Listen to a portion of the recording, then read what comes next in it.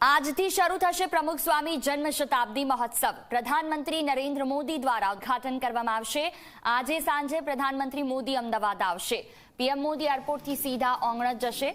PM Modi મહંત સ્વામીની હાજરીમાં મહોત્સવનું ઉદ્ઘાટન કરશે। અમદાવાદમાં ન ભૂતો ન ભવિષ્યતી એવી ભવ્ય ઉજવણી થવા જઈ રહી છે।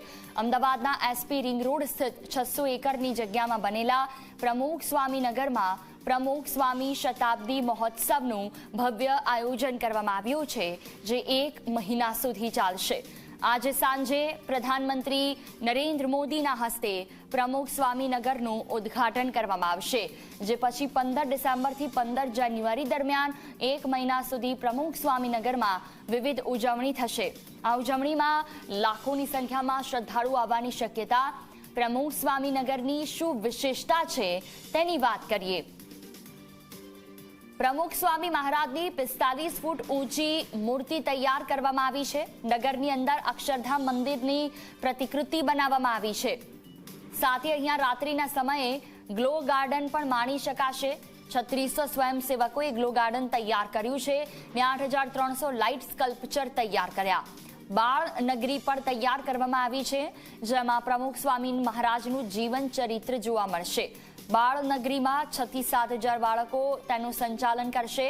પ્રમુખ સ્વામી નગરમાં કુલ 2 સભાગૃહ છે। પ્રમુખ સ્વામી મહારાજ સભાગૃહ અને નારાયણ સભાગૃહ, જેમાં વિચાર સમારોહ થશે। જો કોઈ પાસે સમય ઓછો છે તો 20 મિનિટમાં સાર સમજવો હોય તો એક લાઇટ એન્ડ સાઉન્ડ શો પણ છે। આપને જણાવી દઈએ કે પ્રમુખ સ્વામી મહારાજ નગરમાં આધુનિક ટેકનોલોજીનો ભરપૂર ઉપયોગ કરવામાં આવ્યો છે।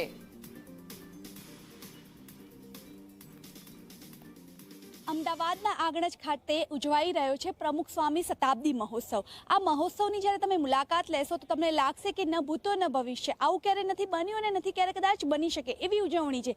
ભવ્યાદિ ભવ્ય ઉજવણી થઈ રહી છે। દરેક નગરીમાં પ્રવેશ કરશો એવા તમે જ્યારે નીકળશો, દરેક 7 દ્વાર છે, 7 દ્વારથી તમે જ્યારે નગરીમાં પ્રવેશ કરો છો, પરંતુ દરેક જગ્યાએ આધ્યાત્મ, ટેકનોલોજી અને હુનરની એક પ્રતિમા જોવા મળશે। કોઈક મેસેજ આપી રહ્યો છે, કોઈ ધાર્મિક મેસેજ આપે છે, તો કોઈ સંસ્કારની વાતો કરી રહ્યું છે। દરેક જગ્યાએથી તમને એક સંદેશો મળશે। એવું જ આ દ્રશ્ય તમે જુઓ છો કે કહી શકાય કે બબલ રેપ પેઇન્ટિંગ છે, જ્યાં તમે જુઓ છો કે આપણી ઘરે કોઈ વસ્તુ મંગાવીએ છીએ તો એ પેકિંગ જે કરવામાં આવ્યું છે, બબલ પેકિંગ જે કરવામાં આવે છે, સીટને આપણે નાનપણમાં જે અત્યારે કદાચ આજે પણ આપણે બાળક બનીને એને ફોડતા જઈશું, તેના ઉપર આ પેઇન્ટિંગ કરવામાં આવ્યું છે। અને જે દ્રશ્ય જુઓ છો, હાજરા હાજર પ્રમુખ બાપા હોય તેવું દ્રશ્ય લાગશે તમને, કે ક્યાંક હમણાં એ બોલી ઉઠશે તેવા ભાસ પણ થતો હશે। કઈ રીતે તૈયાર કરવામાં આવ્યું છે, આ ઇન્ડિયામાં નથી, વિદેશથી તૈયાર કરીને અહીંયા લાવવામાં આવ્યું છે। 140થી વધુ મહિલાઓ દ્વારા તૈયાર કરવામાં આવ્યું છે। જેમના દ્વારા તૈયાર કરવામાં આવ્યું છે એમની સાથે સીધી વાત કરીશું।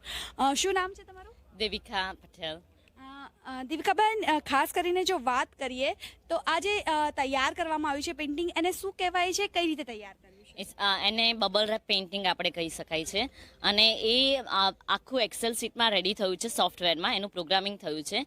એની ઉપર એક બબલ ઉપર જે આપણે બબલ તમે કહ્યું કે આપણે એટલે એક્સાઇટેડ હોય છે, જ્યારે જોઈએ ત્યારે આપણને એને ફોડવાનું મન થાય છે, પણ અમને જ્યારે કોઈ ફોડે તો અમારો જીવ જાય છે, બિકોઝ પેઇન્ટિંગ જ્યારે કરવાનું હોય ત્યારે ફૂટેલો બબલ ના હોવો જોઈએ। એટલે આ બબલ ઉપર એક બબલ ઉપર આપણે નંબરિંગ કરવામાં આવ્યું છે।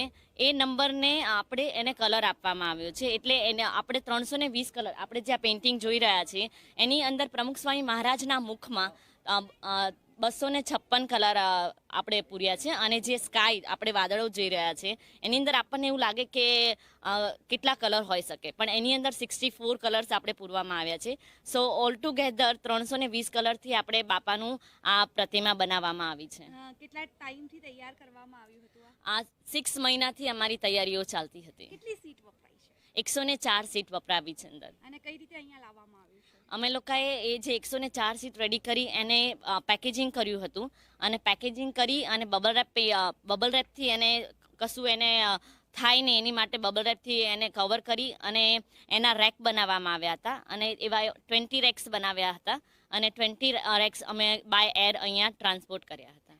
ચોક્કસથી તો ફરી એકવાર આ દ્રશ્ય બતાવીશ કે આ પેઇન્ટિંગ છે ખૂબ આકર્ષણનું કેન્દ્ર છે।